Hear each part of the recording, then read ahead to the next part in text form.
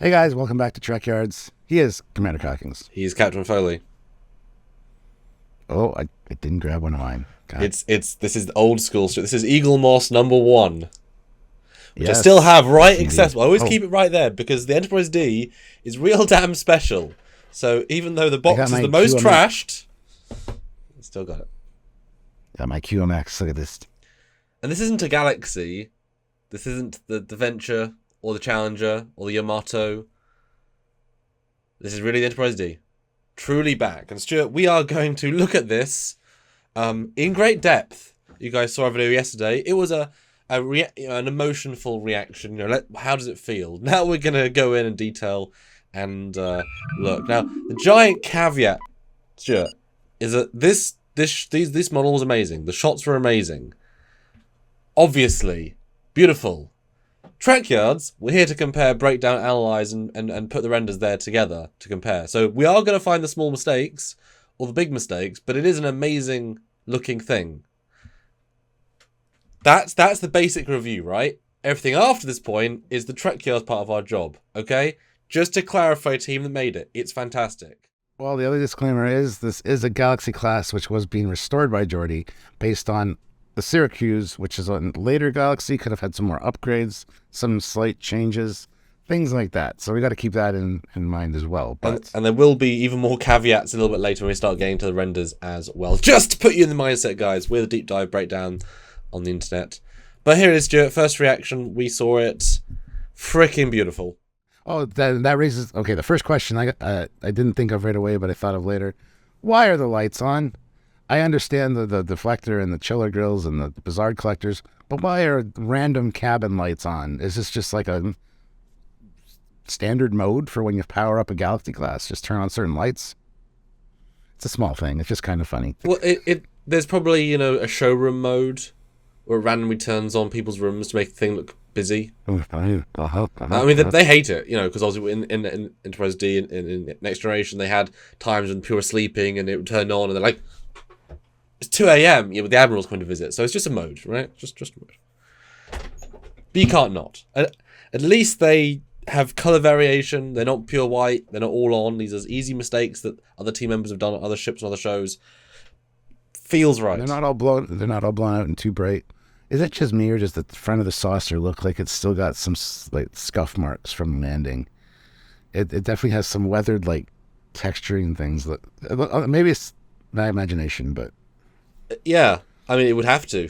I feel like Geordi might even keep that as a little reference. Other than that, everything feels good to me. Yeah, even the colours of the Bassards and the warp grills and the deflector all feels right. There's nothing in this shot that I think fantastic, right? Beautiful. Here is all the main beauties of the ship from the episode. I'm sure we're going to see lots more next week, and I can't wait to do this again. The only shot that stands out to me is the middle one because it feels very dark and flat. But the fact is, it didn't have a top registry spotlight. Your brain might think it did, but it didn't. So that's no disclaimer. That's just the nature of the shot. As it turns, obviously, it fills in. But again, three really, really nice shots. If these were in 4K without a background, you could have put these as wallpapers, right? Like as a classic render of Enterprise D. All three look fantastic. They all look absolutely great. You're right. That being said, that middle one again, it almost looks like there's like still dirt marks on the front of the saucer at the top as well, which is interesting. Did you notice when it turned? Geordi had said something about the port nacelle cover. On the port engine, it looks like there's like a square that's missing, kind of in the middle. I don't know if that's what he was talking about, but that'd be hilarious. Yeah, little things. I love the amount of window pop in these shots as well. I think that's really, really nice. The only thing I'll say, and this is again we'll get into this in a minute with the variations. I've never been the biggest fan of seeing the Bassard glow actually hit the saucer. Personally, I think it's just a little bit distracting. And obviously, if you were sleeping there, it'd be the light would be your face. In some miniature shots it did, some miniature shots it didn't, some CG versions it did, some it didn't. There is no distinct precedent for yes or no.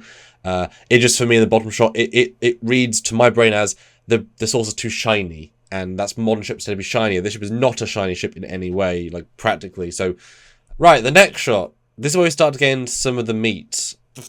These are all the Enterprise D in Canon. And yet, for those that do not know, the top shot is obviously Picard. We just looked at it, which is a new CGI model built custom for this show, rendered it in Maya for this show. Cool. The bottom two are also the Enterprise D. On the left is the 6-foot original film miniature built and designed by ILM for the original first season. And then as the seasons progressed, they found it extremely hard to work with because, of course, it is a giant model, which takes a lot of time and effort. So they built a 4-foot version, so 2 foot smaller in length version that was significantly easier to do. So suddenly when that thing was introduced, they could do a lot more space shots because it would take a lot less time. And it's literally very, very different. But both are canon. So, and there's more versions of the ship we're going to look at later. So already, anything we say, they've already kind of broken it anyway, right? But that's not the point, because the 6 foot is kind of the default. But this is the interesting disclaimer. What do you think looking at these three put together? I didn't realize the 6 foot and 4 foot were so different, honestly. Yeah. A lot more like texture plate details on the 4 foot one.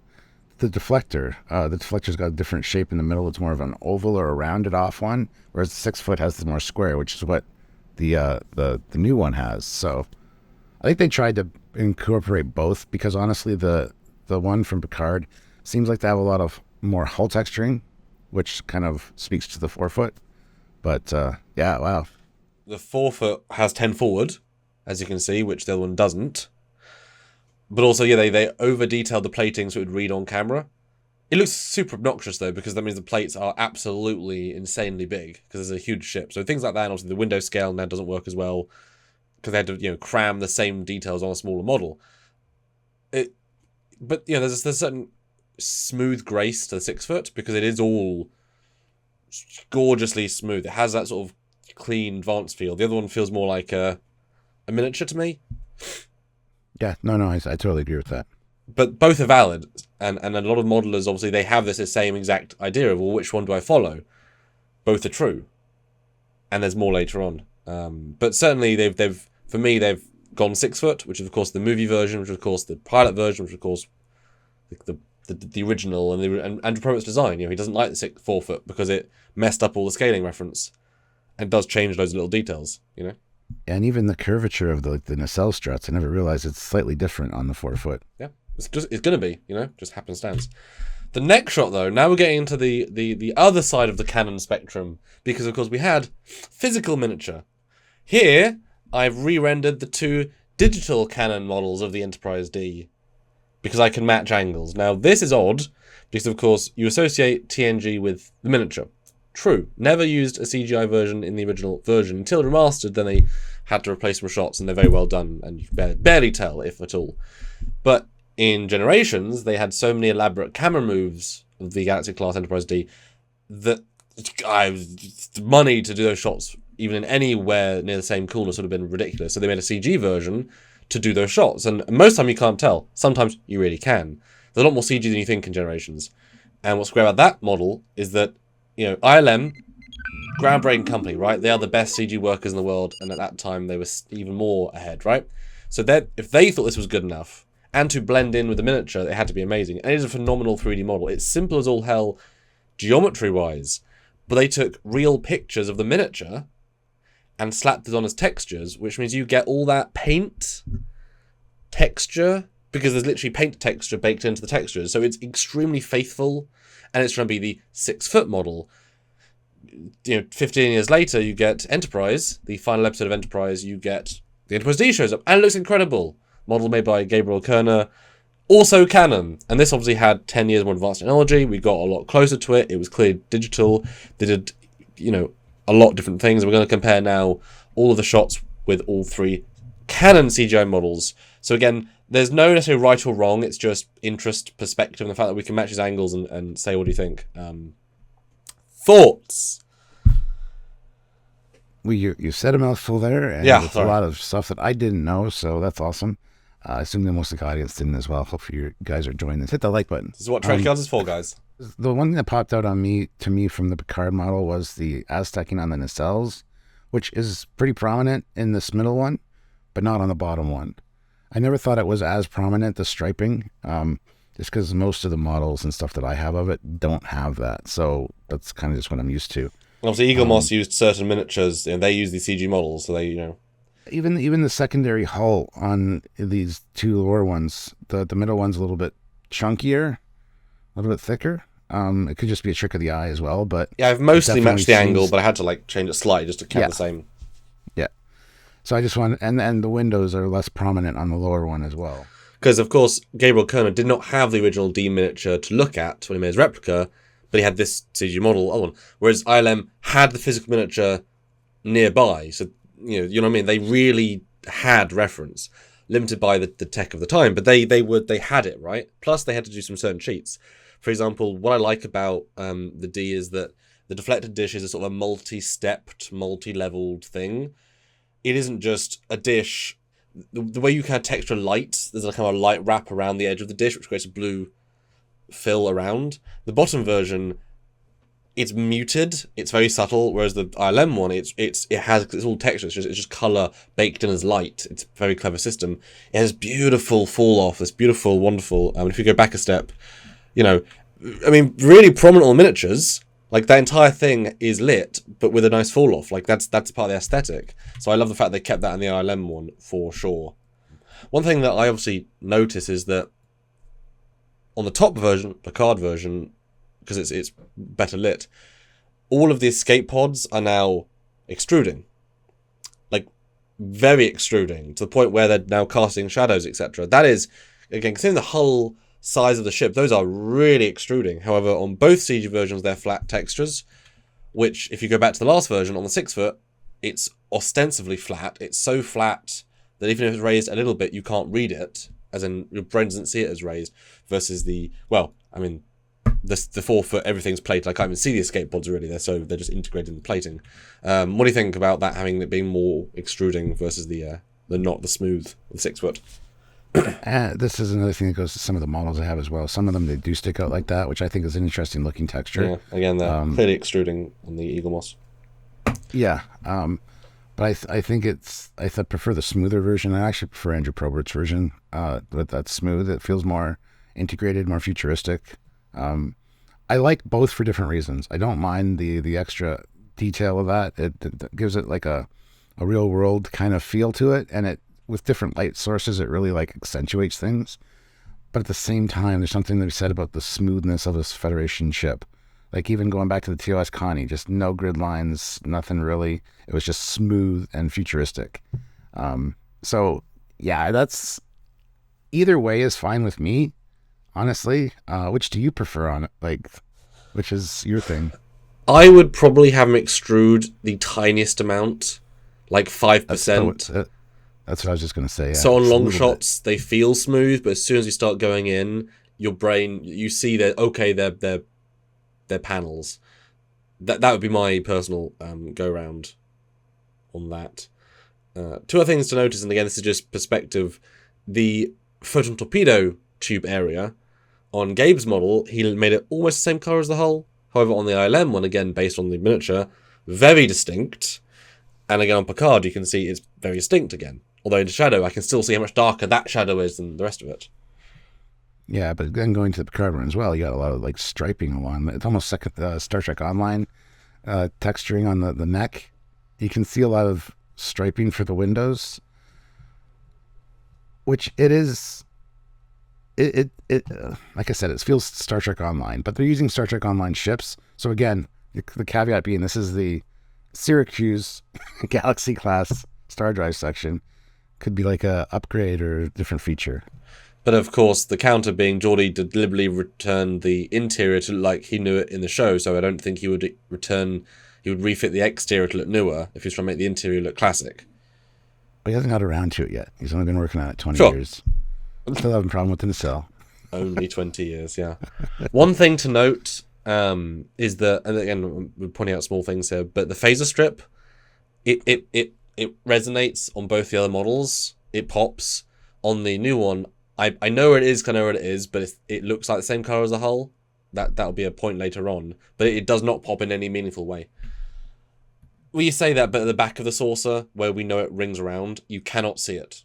So that's not lighting. If it was darker, you would notice it. Like you said, the necklines, they're darker. You see them. You would see them if they were there. The next shot, though, because we're gonna continue this path. Again, top view, Picard. Middle one, ILM, and bottom one, Gabriel, who did include a registry spotlight. I kept it for posterity's sake. I was just going to say that. Yeah. Just for funs. Also, a little note as well. The Bassard colors, Gabe went with them, and these are just the raw assets from the. There are tweaked ones as they went. This is the original. We've not modified them. Went from a darker red, kind of like more you associate it with being like, oh, it's a red, but actually it's more of a intricate purpley reddy. It's a very weird color, which ILM replicated very faithfully. Nothing against Gabe's. It's just one is like faithful, one is what you think it was. First of all, I really gotta give Gabe credit for the spotlight registry. I do love self-illumination on starships. I know the Enterprise D never really had it, but it makes sense to have it. Yeah, the ILM one actually doesn't even have a registry. I just noticed that. Yeah, I mean that's the whole thing. Let's not get into it. Again, Gabe's just feels smoother. Like the panels, especially the nacelles. You can see the Aztec markings if you zoom in, but on the ILM one, they're a little bit more popish. And again, like I said, that's one of the things I really noticed on the Picard one. Is they're a lot darker. Yeah, 3 gradients of CG personal choice. Yeah, I mean that's really what it is. And again, that darker feel and vibe of those like contrasting colors is very much STO, and I don't have a problem with that. I like that. Yeah, on secondary hull as the panel. Yeah, what is happening? What have they done to that shot? There's a lot of like, STO inspired colorization going on. That's odd. One thing it's not odd in a bad way though. I like it, but I'll reserve judgment. I think the middle one here still looks the nicest of all 3. Just for my brain says it's there, right? And in fact, a small detail that again, just for those that really care, the Gabe version, he focused on actually seeing panel lines more so that you can just more distinctly see the lines between the panels. Whereas the ILM one, you see the Aztecing more, same Aztecing roughly, but panel versus small subtle things, but was a personal preference there. One thing I'm noticing, and I'm intrigued by this, is that on the Picard version, you've got this aft. Hey, I can show it. You've got the aft shuttle bay, and it's a recessed door. On the top version, I see a curved lip, a distinct. Oh wow! Something's there that I don't. It's more like a roller door on that one than as opposed to like the other one's still a roller door, but it doesn't go out as far. No, it stays in. I mean, it's you see it in the show. So I'm confused by that because again we've got 2 Canon CG models, and neither read to me as a giant oval coming or giant curve coming out. I'm intrigued. That one feels so different. Wow. Yeah, I didn't even. I think my eye noticed it. My brain did, but I didn't register it. Something felt off there. Wow. That's what we're here for, Stuart. What the biggest thing I'm seeing again now I've looked at that area is the escape pods. They're beautifully subtle in ILM. I mean, let's be honest, you can tell they're just squares on a model on Gabe's. They're low detail. This wasn't the angles they mostly used. It's fine. On the new version, they're so chunky. Like, I mean, you can see on the ILM, which again is the original texture of the original miniature. They're a certain shape. They're nicely spaced. On the new version, they're almost touching how big and chunky and close up they are. It feels very inorganic and kind of makes me question the scale of the ship. Not literally, but like my brain reads the scales different with being so big and yeah. Yeah, when I first saw it, I thought there was a lot more texturing or hull plating or detail or whatever on the hull. And now that we're breaking it down, I can see where my eye was picking that up from. So yeah, you're absolutely right about that. Yeah, it's not the hull, it's the escape pods. Yeah. And I'm noticing, again, these models weren't built for different things. Neither of the other 2 were designed to source separate. I can see the source separation line on the Picard one. There's a slight. I think that might be a thing that happens in the next episode. We really have no idea, but I can actually see. We don't. There's a disconnect of hull. It's not quite lined up, which I love. That's cool. Okay. Next view though, and this is a shot that we did see on both models, and I've obviously overlit them a little bit. These aren't composed with color grade. These are raw renders, just kind of show it off. What stands out here, Stuart? Well, this very much shows off the square or the rectangular shaped deflector thing. On the Picard one, it seems a little bit out of scale to the other ones. Again, the caveat being it's the Syracuse. It could be an updated secondary hull. More purple deflector in this shot. Yeah, Like that's not a blue. again, That's a purple blue. I mean, I don't. When do we ever look at this stuff in this detail, right? Clearly, both of the ILM and the Gabe version, which again were heavily referenced, they are the inner deflector line, which is actually a cutout with the deflector globe behind it. It's sort of a slightly curved rectangle with a slight point in the middle on both versions, and it's a certain size. On the Picard one, it's just a square or rectangle. It is just a tiny rectangle. That is not the same deflector, right? Then that's not even trying to be the same in terms of aesthetic. Really subtle, but they've not at all replicated the deflector properly. Yeah, now that you've said that. Yeah. Wow. Now, we haven't matched focal length, that, obviously, so that the proportion of it is different, but also the size of the deflector's off. It feels as if it's taking up the entire hull, but there's meant to be more of a cowling outside that goes out. But it matches the ILM one more shape-wise. Gabe seems a little bit more crunched in a bit. Yeah, absolutely. Because those two are the same focal length, so those two should match almost identically. So that's a good comparison. Not much else really stands out here, which is great. A lot of it works well. Although I one thing I am noticing, and there's improvement. And this is just limited polygons. The neck, the way the neck integrates with the secondary hull on Gabe's, it just slams right into it. There's a hard line almost. ILM, there's kind of a slight gradient, but it's pretty minimal. On the Picard, it's beautifully curved in. That's called polygons and detail. That's wonderfully integrated. Look at that. That's gorgeous. And then the cells, they look good. I think they match the ILM ones pretty much. I mean, again, focal length or whatever. Yeah. But, although they're missing phaser strips on the nacelle pylons because we can see where they are and we can see they're not there. It looks like they're on the very bottom there. Like they put them in the wrong spot almost. But Stuart, the next, because we're going to keep going. Now, this is a funnier one. This is a bit more harsh because they challenged themselves with an extreme close-up, which means we have an extreme close-up. And we are going to compare their extreme close-up to not one, not two, not three, but 4 different CGI versions of the Enterprise D. Holy hell. Yeah, because we have 4 different gradients of content here. We'll burn through them and then jump back, okay? First version, of course, ILM, not designed for this level of closeness, right? Not remotely. The second one is the Gabe, of course, one designed for much closer, different vibe. The third one is the Tobias Richter one, and he did the base model for the TNG Remastered. They did tweak it, but he's a very, very skilled modeler, does really great work. This is built, a decade after the other one to really high detail. And the last one is Mark Bell, who did a fan version for the audience. He released it publicly for free. He also is a very talented modeler. Just going to show you what a fan can do and how close they can get or not, etc. So, jumping back to the first one, the lowest resolution, the furthest back in time, but also, like I said, using the original textures, the paint of the original as the baseline, which is why I think it looks really freaking good. Flat, but really freaking good. Instantly, the thing that pops up to me is the font, the registry of the D is different. It's got this little extensions at the back. Windows on the Picard one have almost like a picture frame around them, and they're also rectangular. Whereas, as we've talked about, or from our other initial reaction, the ones for the actual model or that I always associate was just smooth and more like an oval, like a rounded rectangle shape. And then, of course, the extruding life pods as well. Yeah, and again, this isn't so much a case of which is right, because we are going to compare to the miniatures as well, which is the right. This is more just an interest's sake of how CG has evolved over time and see, how the same, different artists over the years, all Canon, right? But yeah, the windows are clearly incorrect.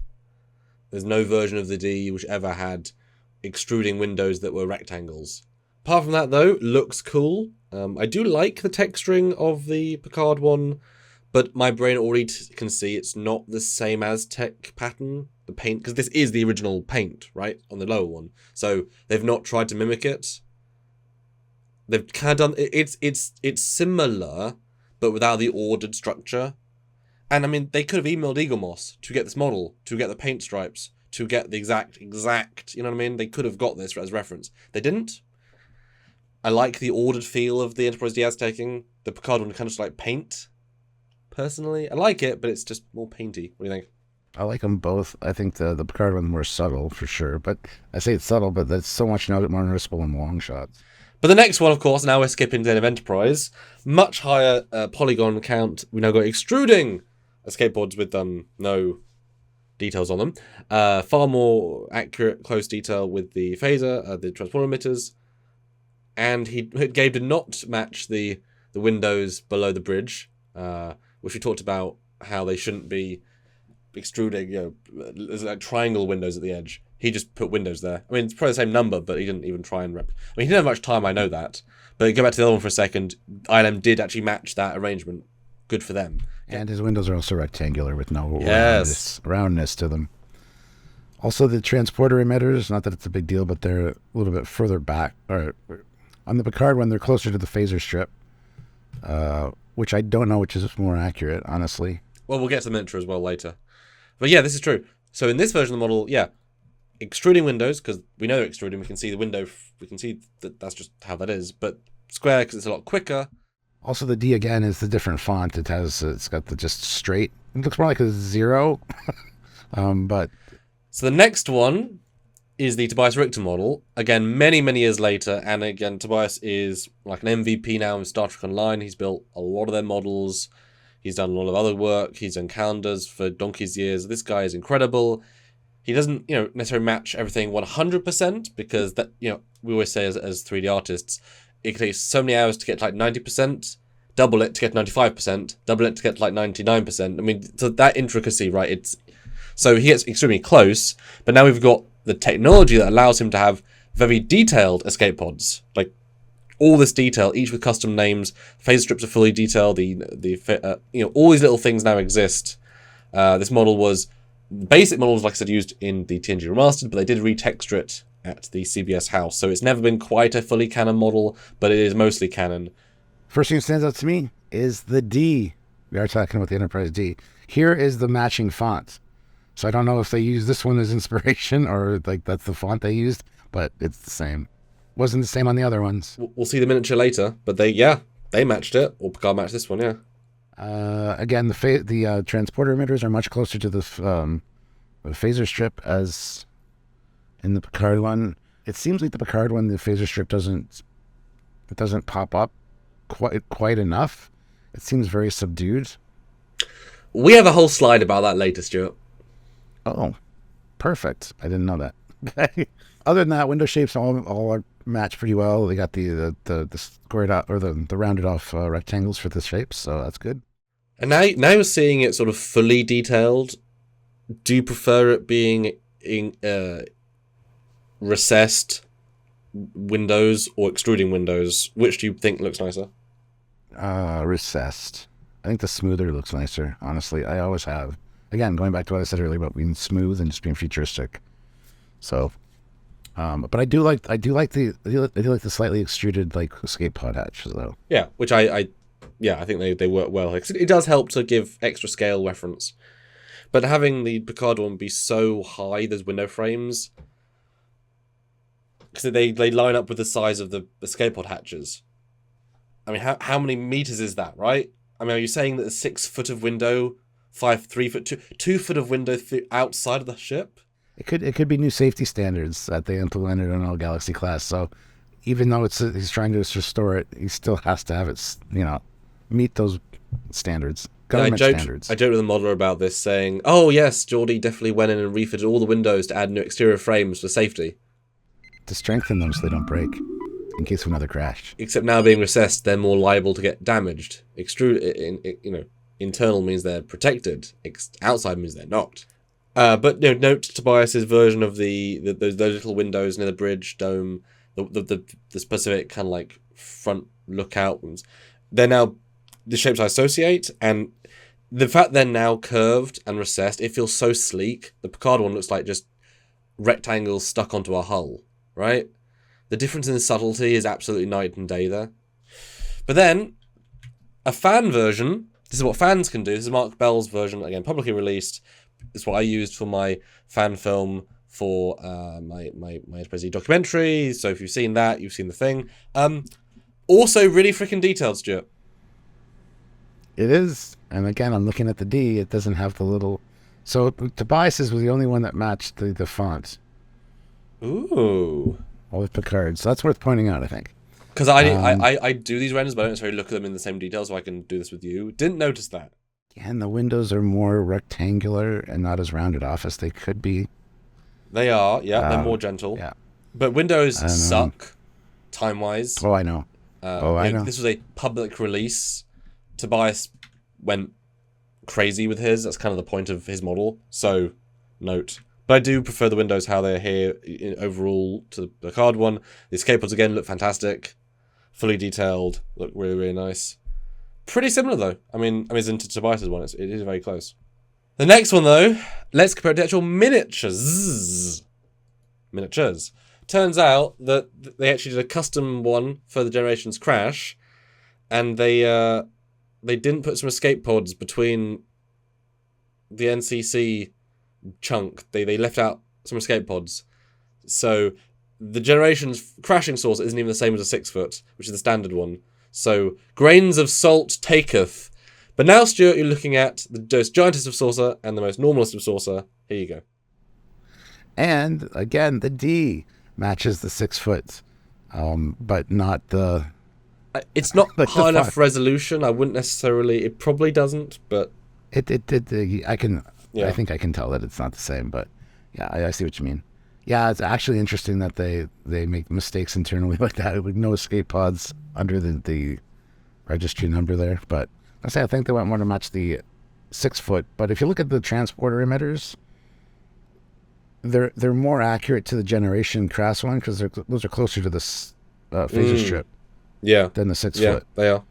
Just it's very slight, but yeah, it definitely slight. I think matches more the Picard one. I mean, but you can see the windows; they're lovely curved. Yeah. You can even see they're they cut into the hull slightly, but you can see the phaser strips are nice and detailed. Even in this, you can see they have this lovely. They aren't solid. That's what the early CG ones. They're ribbed. Yeah.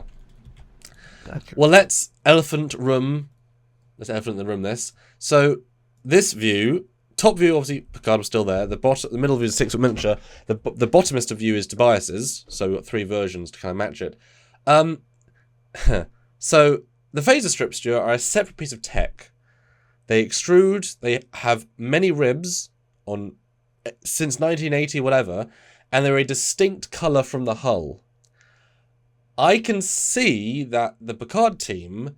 They UV mapped, which means they connected everything into similar pieces and they textured everything at the same time. So they clearly textured the phaser strips with the exact same texture as the saucer because it blends in, which was an absolute cock-up / mistake. It was an absolute mistake on their end because they didn't just pay attention because they shouldn't be that and you can't even see them. And they're definitely not ribbed. The phaser strips are incredibly off. That was the thing I told you on Facebook Messenger. That's the big F up they did because that is entirely wrong in every way. And not only that, but this, like I said earlier with the Picard one, it doesn't pop up as much as it should. It's very much more close to the hull, not only just color wise matching, but they're just not raised up a lot.